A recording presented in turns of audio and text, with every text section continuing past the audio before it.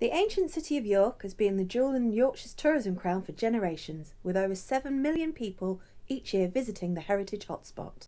With so many visitors, including those making annual pilgrimages to the city's festivals and events, many people think they know York inside out. But this year, leading attractions and the destination marketing team at Visit York are revealing an unseen side to the city, with a host of experiences to be found only in York. Even the most familiar of places can have secrets to reveal. So we're in York Minster, but it doesn't really look like York Minster to me up here. Where are we? Well, we're in what we call the Mason's Loft, and what we're looking at down here is a tracing floor onto which you would scribe the shapes of the arches of the windows or the arches of the doors. And is this quite a unique space? This is only one of two remaining in the country. The other one is at Wells Cathedral, but much smaller. We run tours up here 3 times a week on Tuesdays, Thursdays and Saturdays at 11 o'clock. And we come in here first, and then we take them a little bit further up into the chapter house roof. Sometimes going behind the scenes gives you a very different perspective, like here at Castle Howard, famous for the filming of Brideshead Revisited not just once but twice. The central dome, restored and replaced following a terrible fire in 1940, is a well-known landmark, and most visitors stand in the Grand Hall, admiring from below. But this year, a series of special tours gives you access to the gallery dome for a unique view of the house and surroundings. We asked Nick Harrod, the owner of the house, about the secret tours of the central dome run by the team here. Yes, indeed, the Behind Closed Doors tour, which allows people to see work that has been done, but also work that needs to be done, because there's a constant process of restoration and rebuilding going on here. And your father was the first person to open up a private property to the public.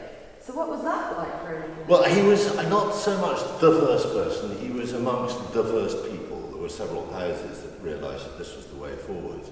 And again, it happened such a long time ago, and I was about 1 year old or less when it happened, that I don't remember anything else. So I've been used to people actually parking and coming around the house, playing their 2 and 6, as we used to say, all my life.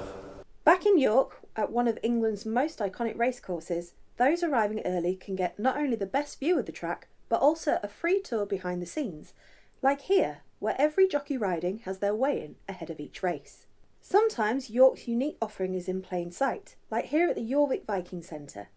Now, if you thought that the highlight was riding through a recreated Viking town, then maybe you should come and meet the team.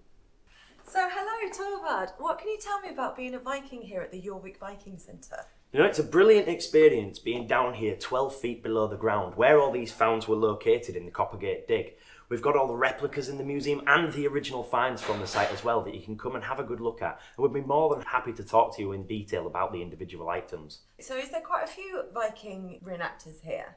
There's quite a few of us, yes. We are the friendliest Vikings that you'll meet in York. We're all very passionate about the history, and we'd be happy to talk to everyone about the finds here. And is this one of the finds that you have? This is indeed. This is the replica barrel padlock that we have, and we have the original in the museum as well, along with a lot of other items that we have on display in the main gallery. And if it's food and drink that you're after, York has many critically acclaimed restaurants, including Tommy Banks' Roots, Star in the City and Scotch.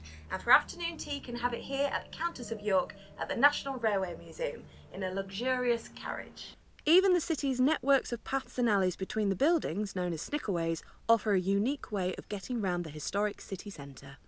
And you can even sample some of York's finest gin, if you get the right tour guide. So what are you waiting for? Come on, get yourselves to York.